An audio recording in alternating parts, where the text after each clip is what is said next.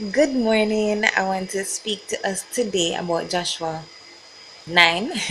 It's the title of what I'm going to say is Seek God about your friendships. Seek God before you choose your friends. So it's taken from Joshua 9, and I hope you read it and follow, or read it before, read it afterwards, so that you get a full understanding of what I'm saying.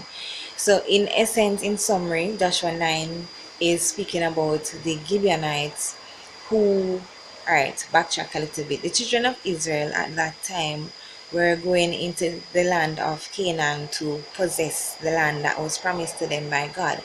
So, a directive by God is that they should not spare anybody. They should wipe out everybody and take the land. And this is what they were doing. They went through Jericho, they went through Ai, and they killed everybody. They didn't spare one person. And that's what they were doing. And the rest of the nations, they saw this and they were fearful because they knew that God had given the children of Israel that land. So a particular nation, the Gibeonites, they cooked up a plan and they put on some old clothes, tear up clothes. They also got moldy bread. I don't know where they got old bread from, but they got moldy bread and old wine. They put wine in old bottles and they made it look away. So when they went to Joshua now, they said to Joshua that we're coming from a far place, nowhere near here, although they lived in the land. That was a lie. So they said, we're coming from a far place, and we heard of all that you have done, and we heard that God is with you. So we want to make peace with you. We came with offerings, we came with things to give you. But because the journey was so long, the bread spoiled. Here's the bread, and they showed them the moldy bread and the old wine bottles, and they showed them their torn up clothes, and they said, here's the evidence that we have been traveling so long that everything is now old, and we want to make peace with you. So the Bible records in Joshua 9 that Joshua and the leaders of the Israelites did not see God. And that was like wow for me. They did not see God. And I was like, Joshua, why? That was my response. And I was like, Joshua, why? Why? Like, why you never see God? It's such a simple thing. But they didn't seek God, and they said, okay, we'll make peace with you and whatever. And the Gibeonites went back home. And a few days later, they heard that the Gibeonites actually lived 3 days journey away. Just 3 days. It's at the next city. And they went to them and they said, why did you lie to us? Why did you say you're coming from afar when you live right there? And they said, we were afraid of you and we did not want to perish like how we saw the people of Jericho and the people of Ai perish. We didn't want to perish. We don't want to die. We want to live. And the the Israelites, the leaders said that we cannot kill them, although God commanded to kill everybody in the land, because they made a treaty with them, so to speak, because they made a promise to them. They didn't want to go back on their word in case God would punish them for going back on their word. So they said, okay, because we made a treaty with you, because we promised you something, and we don't want God to be angry with us for breaking such a promise, we're going to make you slaves forever for the rest of your life. You're going to serve us. You're going to serve us, our priests. You're going to bring water. You're going to bring wood, and this is how you're going to serve us for the rest of your lives. And the Gibeonites were like, fine, that's cool. And this is what I got from it, that sometimes the things look so simple. I mean, so simple, especially when it comes to choosing friends, right? We sometimes choose our friends because we click, we meet them and we talk to them, and wow, with this person and I have so much in common.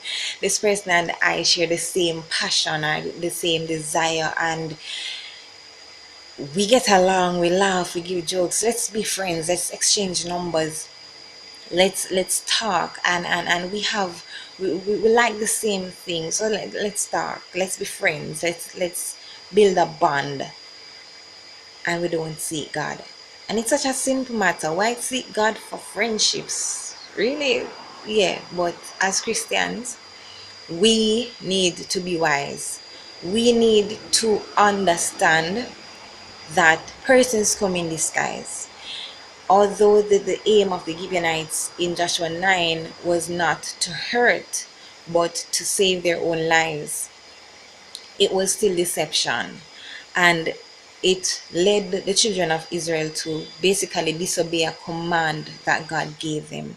And sometimes your friends come under disguise.